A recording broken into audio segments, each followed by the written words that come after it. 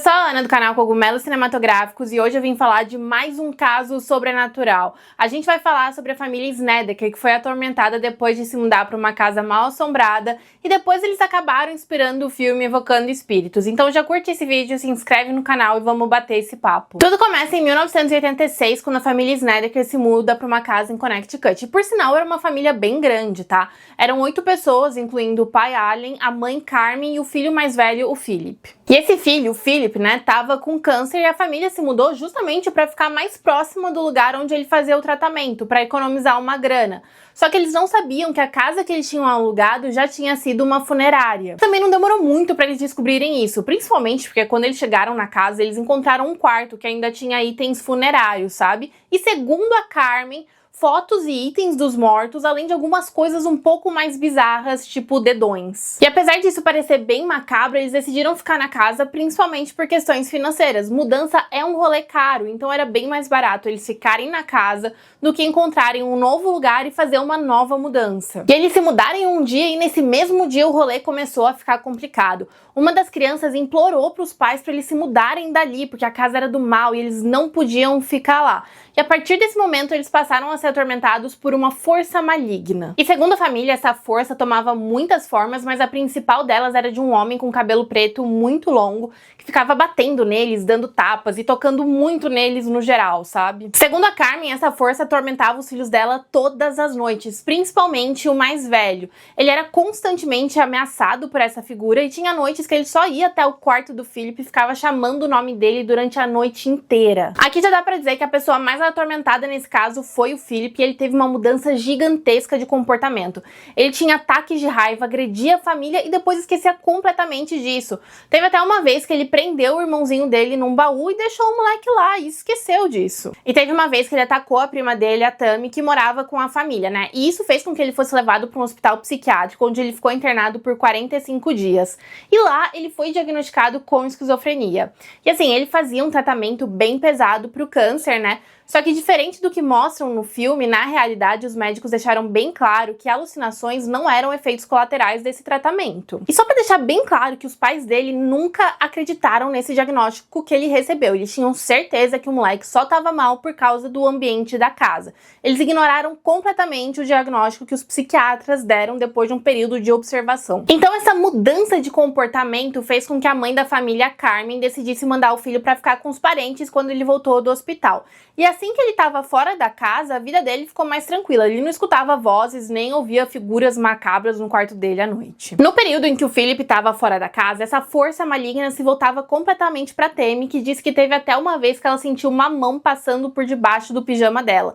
E essa não foi a única experiência mais sexual que a família teve com essa entidade. Os pais da família, né, o Allen e a Carmen, disseram que eles foram estuprados e sodomizados por essa força. Com a certeza de que eles estavam lidando com algo sobrenatural, a Carmen decide chamar investigadores paranormais bem conhecidos. No caso, o casal Warren, que diz que a casa estava infestada com o mal, que a galera da funerária tinha deixado alguma coisa muito ruim entrar ali. Eles também chamam alguns padres e boatos de que os 2 primeiros padres a irem na casa ficaram tão assustados com o que eles passaram ali, que eles simplesmente foram embora. E foi só o 3º padre que a Carmen e os Warren chamaram que topou fazer um exorcismo na casa. O ritual durou cerca de 3 horas e depois disso as atividades paranormais pararam completamente. No filme, a gente vê que depois de passar por esses eventos sobrenaturais, o câncer do filho mais velho, né, da família, some completamente. E assim, na vida real, o câncer do Philip realmente sumiu, ele se curou. Só que foi depois de um tratamento muito pesado que deu certo, que durou um período, os médicos iam acompanhando e vendo que estava funcionando, foi algo gradual. E se você viu esse vídeo até aqui, você deve ter percebido que tem alguma coisa no mínimo estranha com essa história. Tipo, por que quando o Philip foi pro hospital, ele continuou sendo atormentado por essa força maligna, mas quando ele foi ficar na casa de parentes, tudo passou? Depois que nesses casos sobrenaturais, os exorcismos costumam durar dias, em alguns casos até meses, então ver um ritual tão rápido que resolveu tantos problemas é no mínimo estranho.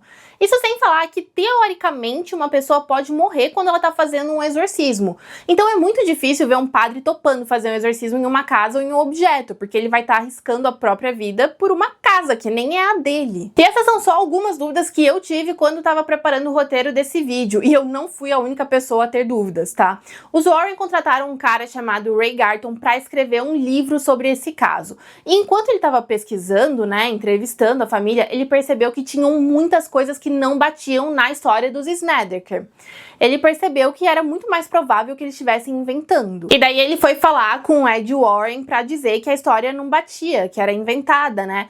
E daí o Ed pede pro Ray Garton mudar a história dos Snedeker para ela não ser tão contraditória. E ainda teve aquele rolê de deixar a história mais assustadora, porque o medo vende. Um tempo depois, o escritor foi a público e contou desse pedido do Ed. E essa não foi a primeira vez que os Warren receberam esse tipo de acusação, tá? Praticamente todas as vezes que eles contratam alguém para escrever um livro real, essa pessoa volta e fala que eles pediram para ela mudar a história para deixar muito mais assustadora do que realmente foi. Depois que os Snedeker se mudaram da casa, ninguém mais reclamou de atividades sobrenaturais e os vizinhos falaram que não viram nada estranho enquanto eles moravam lá. Mas falaram que o Philip tinha uma personalidade bem complexa e que ele gostava de ser sempre o centro das atenções. E aí eles começaram a falar sobre esses eventos sobrenaturais enquanto eles ainda estavam na casa, tá? E coincidentemente, pura coincidência, as coisas mais bizarras aconteciam justamente quando eles estavam atrasados com o aluguel e precisavam de uma desculpinha. Além disso, o proprietário deu algumas declarações falando que tinha avisado os Snedeker com uma certa antecedência que a casa tinha sido uma funerária. Só que isso é um rolê da palavra de um contra a palavra de outro.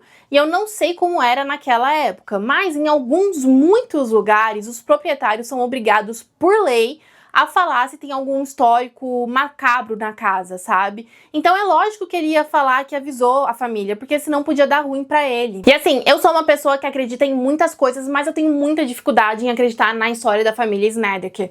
Eu acho que o filho deles tinha algum grau de esquizofrenia e eles não conseguiram aceitar isso, e eles precisavam de uma desculpa pra não serem expulsos da casa quando não conseguissem pagar o aluguel. Porque assim, hoje em dia tem muita gente que nem liga, mas na época era muito difícil alugar ou vender uma casa com fama de mal assombrada.